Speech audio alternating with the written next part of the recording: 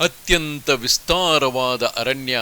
ಅರಣ್ಯದಲ್ಲಿ ಅಧಿಕಾಂಶ ಮರಗಳು, ಸಾಲ ವೃಕ್ಷಗಳು, ಇತರ ಅನೇಕ ಜಾತಿ ಮರಗಳು ಗಿದ್ದವು. ಮರಗಳ ಕೊಂಬೆಗಳು, ಎಲೆಯೂ ಸಹ ಎಡೆಬಿಡದೆ ದಟ್ಟವಾಗಿ ಹೆಣೆದುಕೊಂಡು ಆಕಾಶ ಮಾರ್ಗದಲ್ಲಿ ಸಾಲು ಸಾಲಾಗಿ ಹೊರಟು ಹೋಗಿದ್ದವು. ಎಡೆಬಿಡದೆ ಬೆಳಕು ತೂರುವುದಕ್ಕೂ ಕಂಡಿಗಳಿಲ್ಲದೆ ಅನಂತವಾದ ಪಲ್ಲವ ಸಮುದ್ರವು ಹರಿದಾರಿ ಮೇಲೆ ಹರಿದಾರಿಗಳ ಪರ್ಯಂತ ವ್ಯಾಪಿಸಿಕೊಂಡು ಗಾಳಿಯಿಂದ ಬೀಸಲ್ಪಟ್ಟು ತರಂಗ ತರಂಗವಾಗಿ ಹೊರಟು ಹೋಗುತ್ತಿದ್ದಿತು. ಕೆಳಗೆ ಗಾಢಾಂಧಕಾರ, ಮಧ್ಯಾಹ್ನದಲ್ಲಿಯೂ ಕೂಡ ಅಸ್ಫುಟವಾದ ಬೆಳಕು, ಭಯಂಕರವಾಗಿರುವುದು.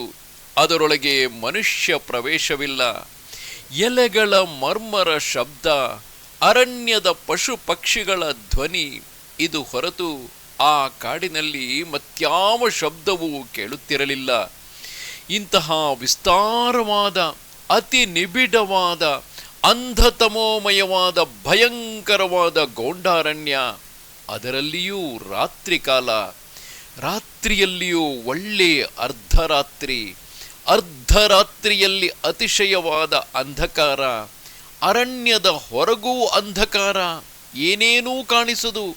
ಅರಣ್ಯದೊಳಗಾದರೂ ತಮೋರಾಶಿಯ ಭೂಗರ್ಭದಲ್ಲಿರುವ ಅಂಧಕಾರದ ಹಾಗೆ ತುಂಬಿರುವುದು. ಪಶು ಪಕ್ಷಿಗಳು ನಿಶ್ಶಬ್ದವಾಗಿದ್ದವು. ಕೋಟ್ಯಾನುಕೋಟಿ ಪಶು ಪಕ್ಷಿ ಕೀಟ ಪತಂಗ ಮುಂತಾದವು ಆ ಅರಣ್ಯದಲ್ಲಿ ಎಷ್ಟೋ ವಾಸವಾಗಿರುವವು. ಆದರೂ ಒಂದರ ಶಬ್ದವೂ ಇಲ್ಲ. ಶಬ್ದಮಯಿಯಾದ ಈ ಪೃಥ್ವಿಯಲ್ಲಿ ಆ ನಿಸ್ತಬ್ಧ ಭಾವವನ್ನು ಅನುಭವಿಸುವುದು ಅತಿ ಕಷ್ಟ.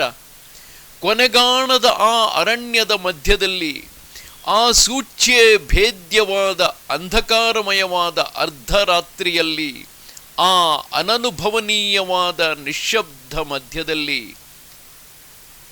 ನನ್ನ ಮನೋರಥವು ಸಿದ್ಧಿಯಾಗಲಾರದೆ ಏನು ಎಂಬ ಶಬ್ದವು ಕೇಳಿಸಿತು. ಆ ಶಬ್ದವು ಕೇಳಿ ಬಂದೊಡನೆಯೇ ಆ ಅರಣ್ಯವು ಪುನಃ ನಿಶ್ಶಬ್ದದಲ್ಲಿ ಮುಳುಗಿ ಹೋಯಿತು.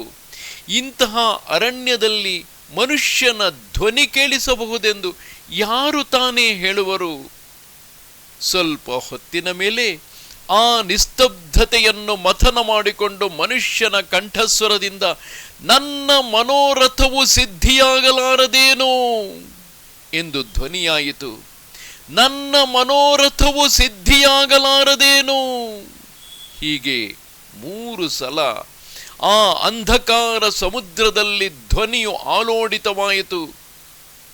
ಅದಕ್ಕೆ ಉತ್ತರವಾಗಿ, ಇದಕ್ಕೆ ನೀನು ಕಟ್ಟುವ ಪಣವೇನೋ ಎಂದು ಶಬ್ದವಾಯಿತು.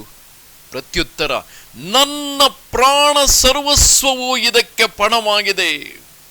ಪುನಃ ಪ್ರತಿಶಬ್ದ, ಪ್ರಾಣ ಕೇವಲ ತುಚ್ಛವಾದದ್ದು, ಎಲ್ಲರೂ ಅದನ್ನು ತ್ಯಾಗ ಮಾಡಬಲ್ಲರು.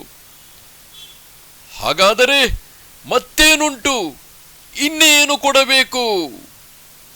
ಅದಕ್ಕೆ ಬಂದ ಉತ್ತರ, ಭಕ್ತಿ, ಭಕ್ತಿ, ಭಕ್ತಿ.